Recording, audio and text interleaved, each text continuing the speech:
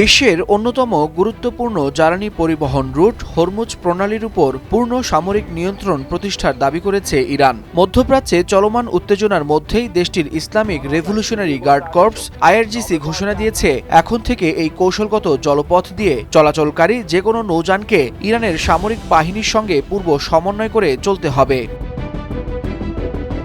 ইরানের দক্ষিণাঞ্চলের হরমুজ দ্বীপের রেড বিচ এলাকা থেকে পাওয়া তথ্য বলছে, পুরো অঞ্চলে এরই মধ্যে নিরাপত্তা ব্যবস্থা ব্যাপকভাবে জোরদার করা হয়েছে।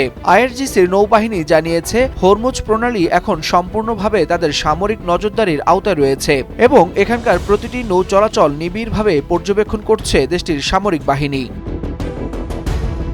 বিশ্লেষকদের মতে, বিশ্বের উল্লেখযোগ্য পরিমাণ তেল ও গ্যাস এই হরমুজ প্রণালী দিয়েই আন্তর্জাতিক বাজারে পৌঁছে থাকে। ফলে এই রুটের উপর ইরানের এমন কঠোর অবস্থান বিশ্ব জ্বালানি বাজারে নতুন উদ্বেগ তৈরি করছে। তবে আইআরজিসি জানিয়েছে, শত্রু ভাবাপন্ন বা প্রতিদ্বন্দ্বী কোনো দেশের সামরিক জাহাজকে এই প্রণালী ব্যবহার করতে দেওয়া হবে না। তবে বন্ধু ভাবাপন্ন দেশগুলোর বাণিজ্যিক ও সাধারণ নৌযান আগের মতোই চলাচল করতে পারবে বলে দাবি করেছে Tehran.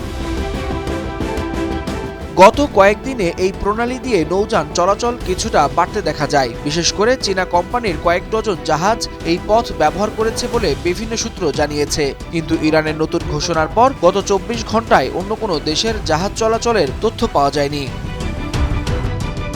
Waliul Hasnat, Times today.